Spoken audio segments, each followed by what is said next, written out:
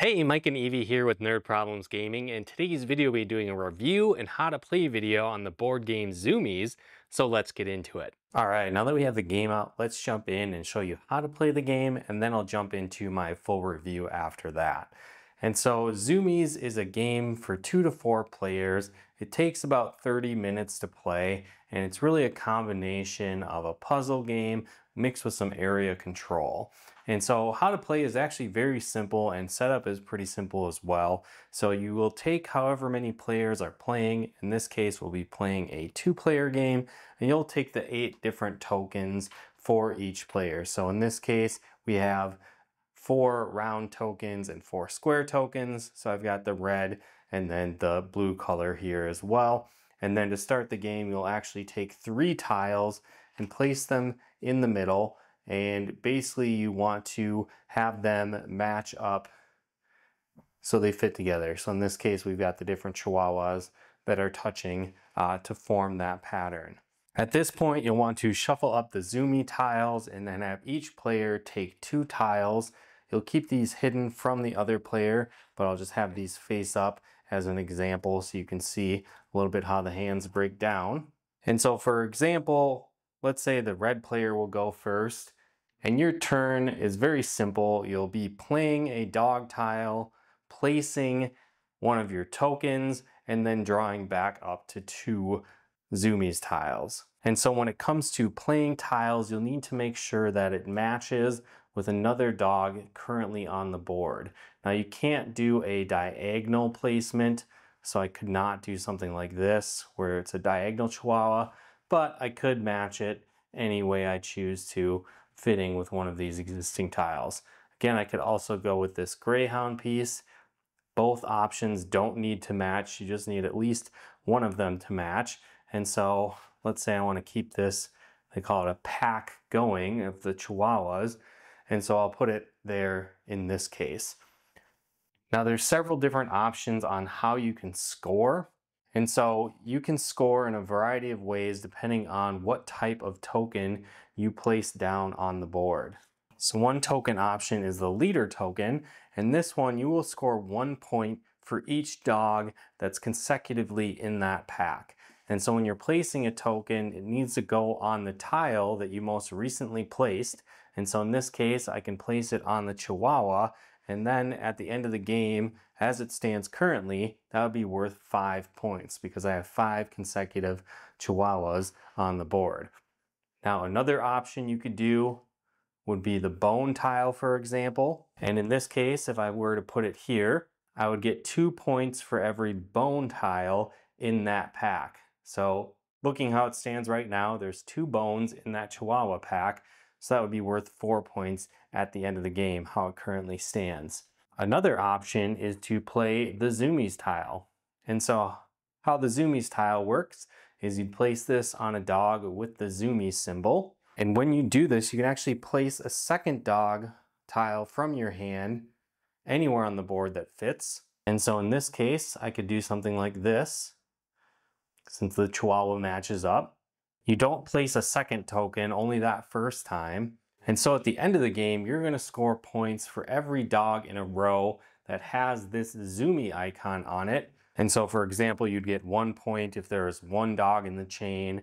If you had 2 dogs, it'd be worth 3 points. 3 dogs is 6, and so on, in increasing value. Now the maximum number of dogs that could be in a Zoomies group is 5.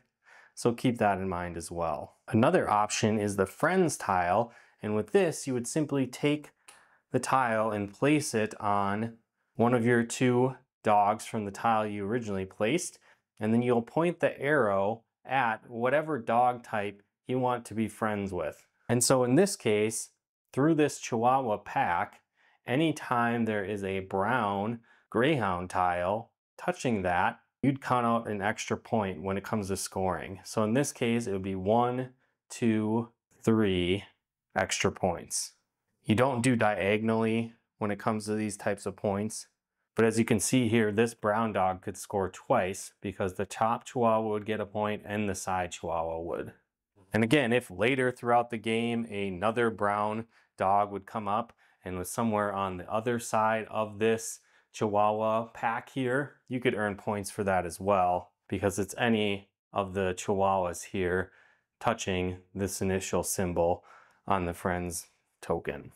And so once that I've played my Zoomies tile, my scoring token, at this point I'm going to need to draw back up to 2 Zoomies tiles. I do have the choice of discarding this one if I choose to, and then drawing up to 2 tiles, or I could simply keep this one and draw a second Zoomies tile to fill up my hand. Another thing to note is that if you have a tile in your hand that you can play, or a token that you can play, you must play it. But for whatever reason, if you can't, in the case of both of your Zoomies tiles don't match a spot on the board to play, you can discard them and draw back up to 2 and then play again. Or again, if you didn't have a token that fit the location where you just laid a tile, you would actually have to discard one and basically forfeit your option of playing a scoring token on that turn. Now play will continue in this fashion, going from one player to the next until each player has played all of their scoring tokens, and at that point players will count up their points.